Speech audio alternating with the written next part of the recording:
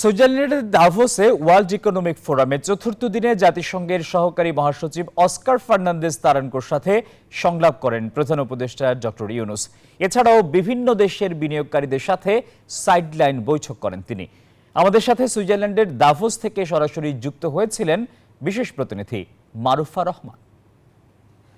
ধন্যবাদ আপনাকে। প্রচন্ড বৈরী আবহাওয়ার মধ্য দিয়ে কিন্তু আজকে দাভোসে ওয়ার্ল্ড ইকোনমিক ফোরামের চতুর্থ দিনের মতো বার্ষিক সম্মেলনটি চলছে এবং আজকে কিন্তু সকাল থেকেই প্রধান উপদেষ্টা দুইটি বৈঠক সাইডলাইন বৈঠক করে ফেলেছেন। এছাড়াও আমার কাছে যেই তথ্য রয়েছে, জেনেভার জাতিসংঘ মানবাধিকার বিষয়ক কার্যালয় থেকে জুলাই আগস্ট যে মানবাধিকার লঙ্ঘন জনিত যেই ঘটনাটি ঘটেছে এবং হত্যাযজ্ঞ ঘটেছে তার চূড়ান্ত প্রতিবেদনটি প্রকাশ করা হবে ফেব্রুয়ারিতে। তবে তার আগে বাংলাদেশকে সেই প্রতিবেদনটি দেখানো হবে বলে আমরা জানতে পেরেছি।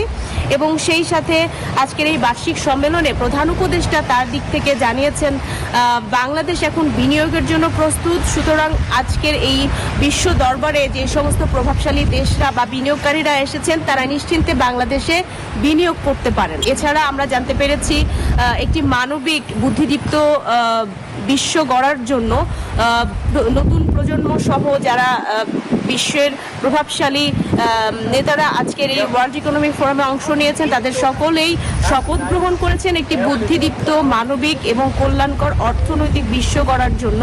25 তারিখ অর্থাৎ পরশুদিন ওয়ার্ল্ড ইকোনমিক ফোরামের পর্দা নামছে এবং সে পর্যন্ত প্রধান উপদেষ্টার এখানে থাকবার কথা রয়েছে। তো সব মিলিয়ে এই ছিল আমার কাছে সর্বশেষ তথ্য।